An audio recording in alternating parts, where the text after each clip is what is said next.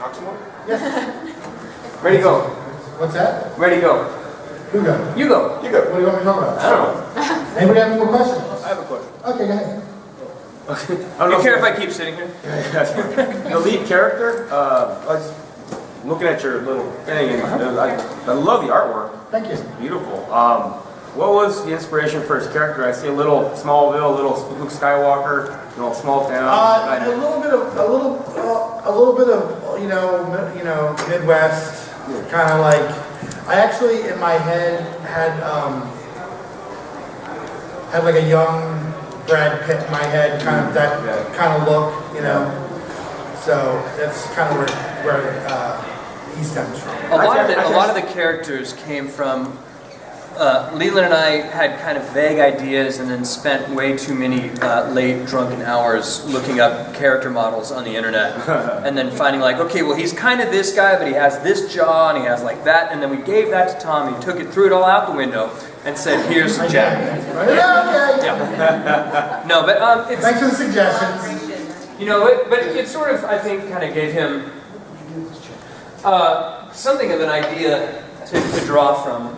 Whoa! Hey, whoa! I didn't know it was that kind of party. I don't know. You have to make noise. The lights went out! They're not motion sensors. Come on. Hey, I don't even touch myself there.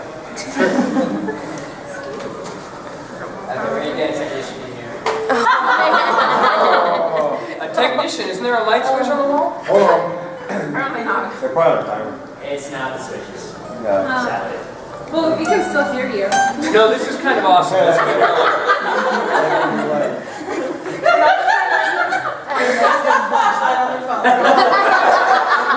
It was a dark story. Just like this one. Actually, forget where the flashlight is. Made a sound. Okay. Trash truck being dropped off the Empire State. This is tricky. I'm actually kind of terrified of Large Marge. I always have been. Woo! No! Just took a picture. Okay. No, I need the lights back on. That was cool. I want to remember this moment. No, turn them on. Okay, you're all good. Thanks. Thank you. He used the light switch. So technically, what was that? Blackout. That was Armageddon of this moment. So, Okay, we were talking about character models. And was it just Jack specifically you were thinking of? Well, his character was really intriguing. I like the way it's drawn and just, you know, when you explain the story. He's a sexy bitch. he's a handsome fellow. And when we get deeper into the book, especially because the book takes place in the mid to late 80s, most of it. Yeah. In fact, like 88 is most of the story. And Brad Pitt will be on that back. and we get to play with like the It's not Brad, man. but we get to play that like well, the band that he is in when he gets to LA is not a metal band. They're more of a, what would you call it? I mean, They're crappy 80s. like Mr. slash Yes. A new wave. like a new wave-ish. New wave, but worse. Yeah. Like if Mr. wasn't cool. No. No, I'm just kidding. Anyway. Although the band, which is, it's called Haydens Mural, the band that he ends up playing in LA, which is an actual band that we played in high school. It was our first band together. He played sax in that band. And I played guitar with no shirt on in that band. And, We'll have nightmares. it explains a lot. Those photos you probably should use the mic just in case. Actually, there are some.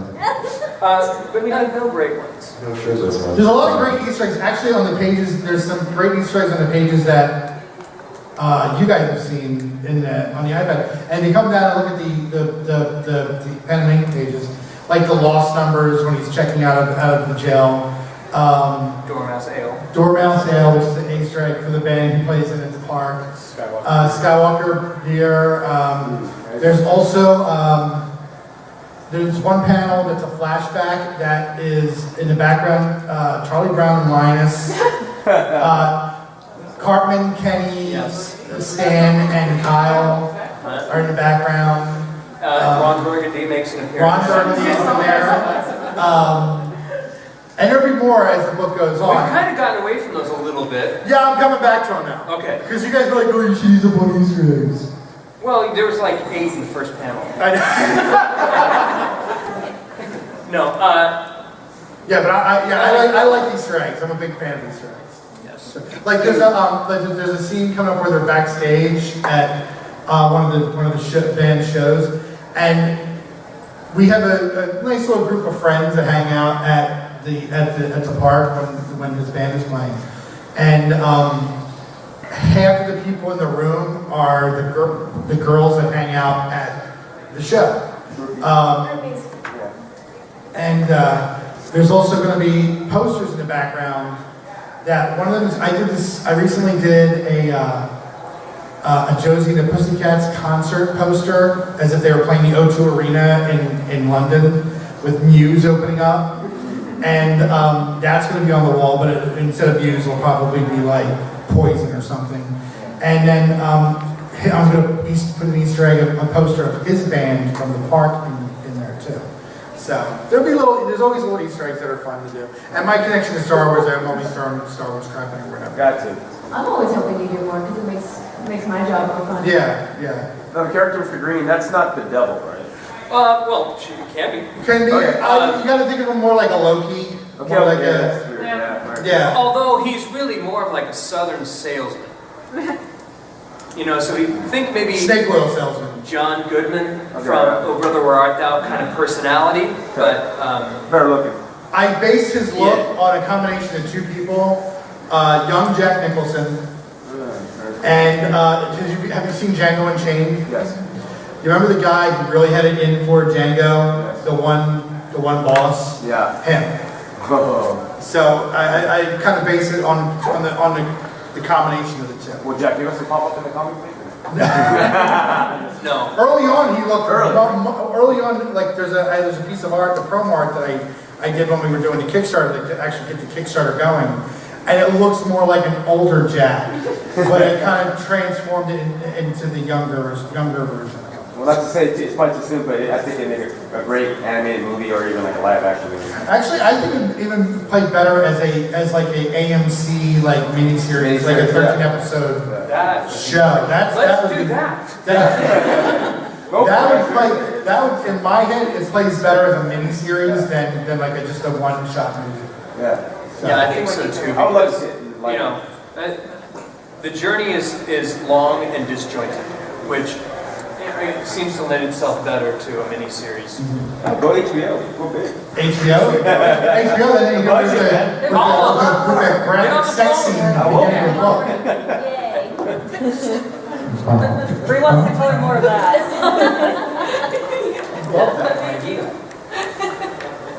What You happened? missed it. Every time the sex scene at the beginning of the book comes up, I go, wow, just go, wow. I love coloring that.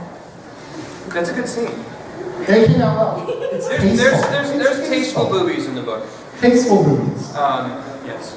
But there's some really cool stuff coming up that, It's like Cinemax. There's I mean, rainbow movies. that? There's rainbow movies coming up. rainbow boobies. It's also the name of our next film. I will be out at midnight. That's why the Skittles. Screw the new U2 album. I want rainbow movies. Skittles are like little rainbow boobies. Yay! Actually, A full rainbow movie. Yay! Yeah, you're gonna love it. She gets the comment. You're gonna love that too. You're gonna kill that. Brianna is amazing, by the way. Yes, if you haven't, You know, the first guy that we had do the book, he's very good, but it took him forever to get us anything. We were just kind of like, is this going to work? And then he finally got us something, and I was like, ooh. yeah, I sold him to these guys. Oh, he's good, and he is good when he wants to be. And oh, that was like a mood bell going right now. Yeah. Thanks for doing it, dude. No, but Yeah, so then Brianna turned in her version of the same, it was the art well, card. the way it went, this is exactly the way it went. We decided we were going to go with somebody else, and we're like, well, who do we get? And I was like, well, I have a couple of ideas. And then my wife said, why don't you get Brianna?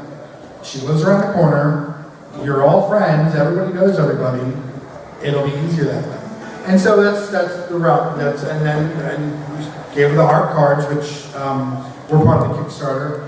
And she knocked it out of the park, and it was a no-brainer from that point. And then you look at the pages, Yeah. and I mean, it's really a no-brainer at that point. She did a really amazing job.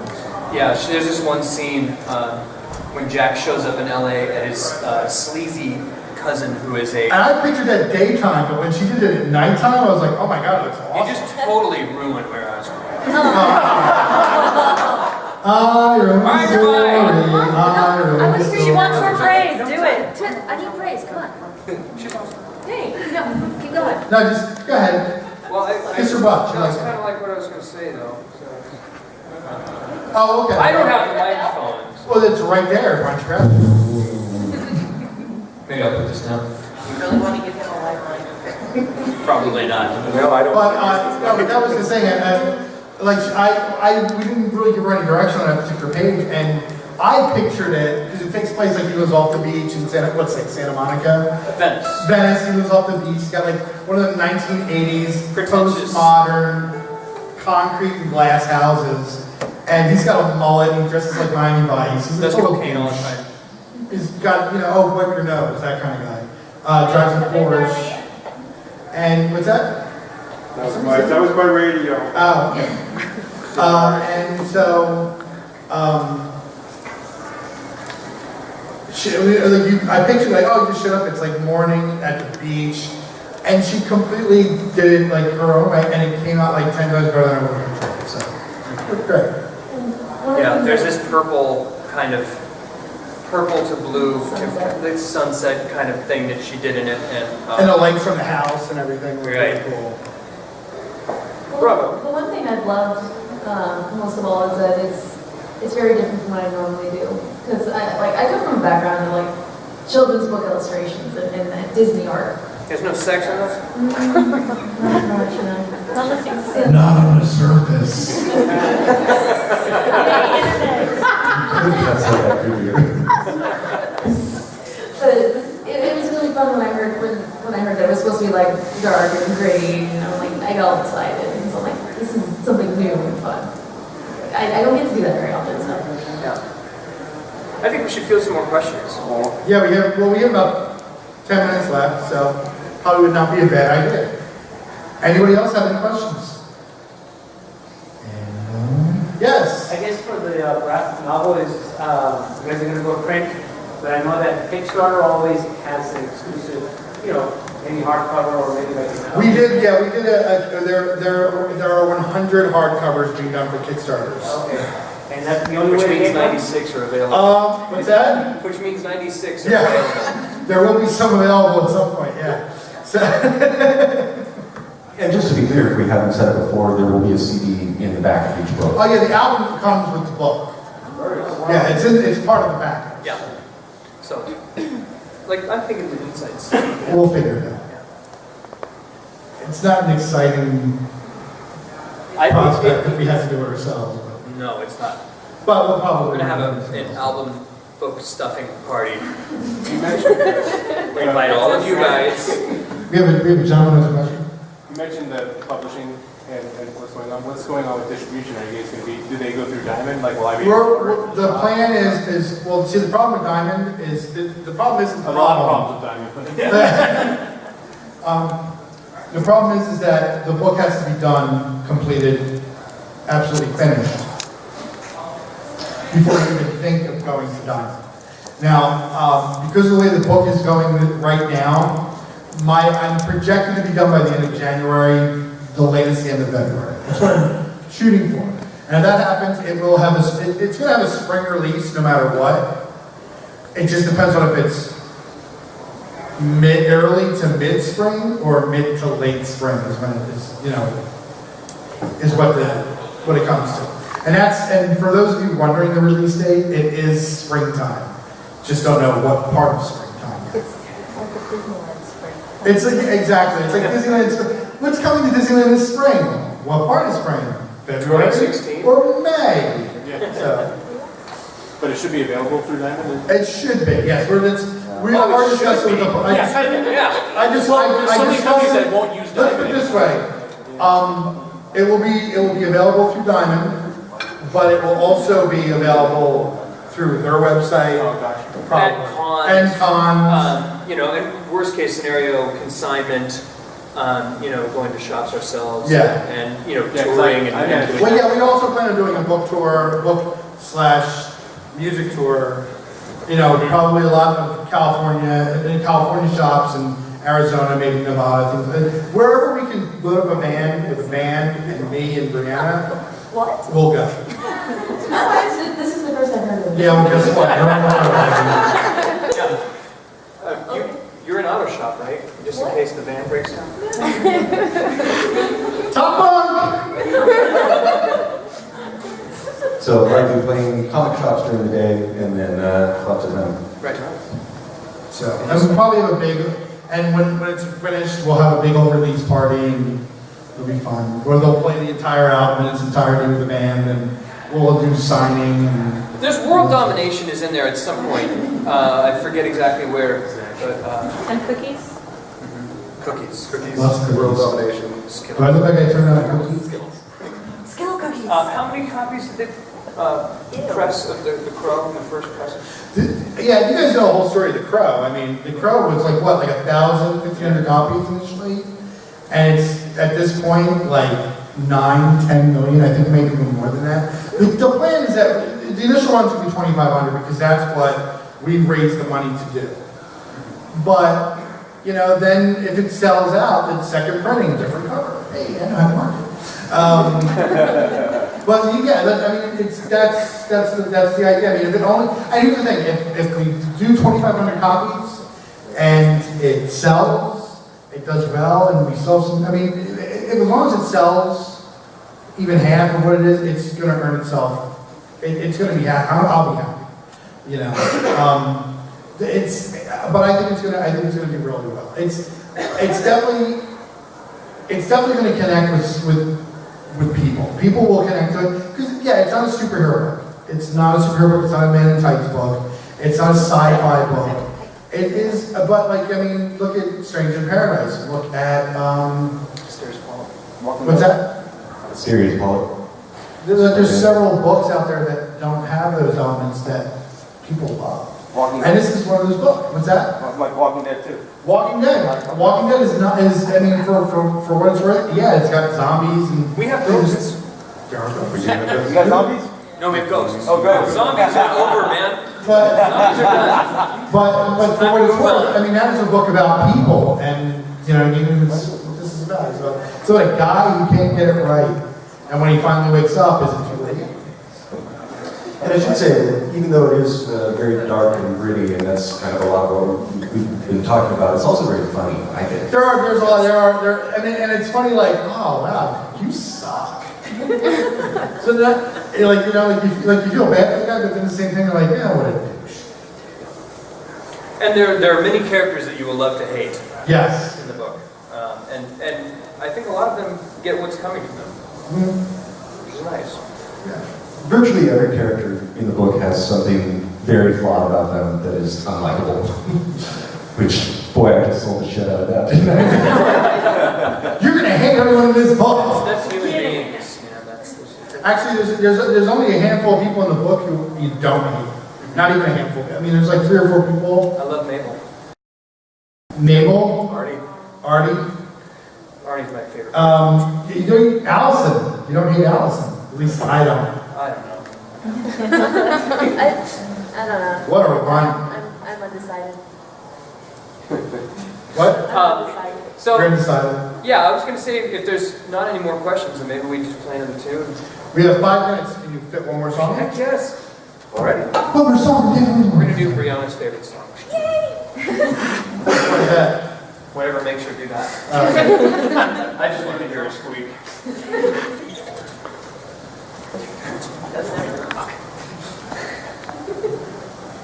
Come on. Okay. It's too close. What did you do? Guys, I know on YouTube and the videos.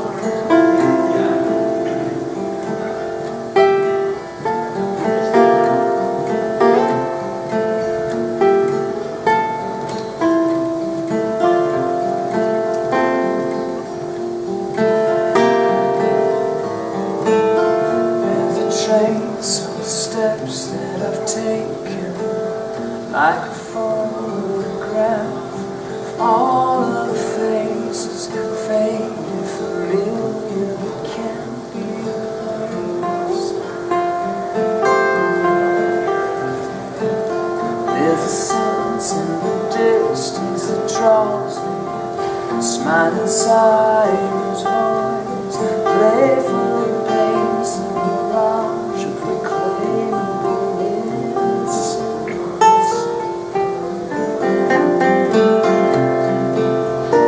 You can't go back, you can't move on till you let it go, but you keep holding on, holding on.